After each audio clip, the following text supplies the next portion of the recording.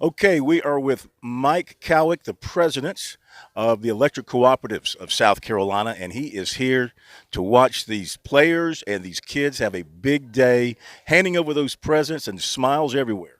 I'm not here for that, Phil. I'm here to get my Christmas battery recharged.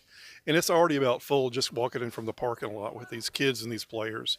This is something else.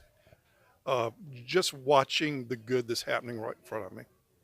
How do you feel about your companies or the cooperatives' involvement in the game this particular day and then moving on to Saturday with the thousands of people who will be out to support these athletes?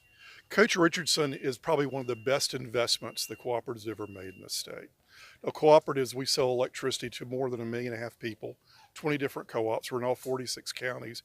We're constantly finding ways to invest in these local communities. Coach Richardson and the whole organization of the Touchstone Energy Bowl touches every one of these communities. There's nothing like going to these games on a Friday night. And I grew up in Clover, South Carolina, where Friday night football was the big thing. Going to these games and seeing these players recognized first in front of the hometown, and then coming down here and seeing their hometowns meet a bunch of other hometowns. That's really what co-ops are all about. We're just hometown folks.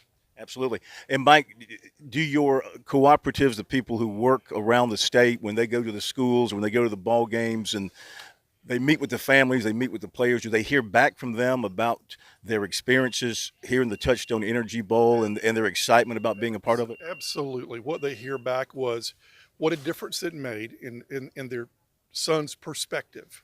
That things like this shopping trip was an additional dynamic they never anticipated. That they make best friends. Bob Pauling, former player in this game, played for the national championship team in '81 for Clemson, played baseball for him, says he made some of his best friendships in the North-South Bowl at that time. These folks are going to leave here, and they're going to leave with more than trophies and track suits. They're going to leave with friendships. If you think about the future and the relationship between the cooperatives and the game, where would you like to see that relationship go? Where would you like to see the game go moving forward? I'd like to follow the lead of some really bright people like Coach Richardson and the other coaches that support him and their wives. I've met so many wives of these coaches today that are here.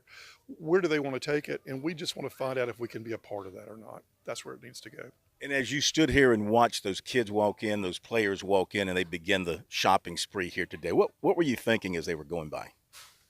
Boy, I wish my own kids had had this opportunity. They're kids that are underprivileged, and then their children that may be overprivileged, that they aren't exposed to some of the things that would be really good to be exposed to.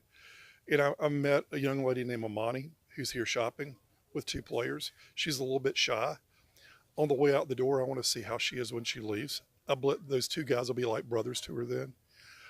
That's what I think is I'm so impressed by is just that this is like a chemistry lab where you put over 150 kids into it of different ages, and what comes out that front door when they leave is going to be very different than what walked in. Mike, thank you so much. Thanks for the participation of Touchstone Energy and the Touchstone cooperatives all across the state. It means so much. Phil, thank you for being here. Appreciate it.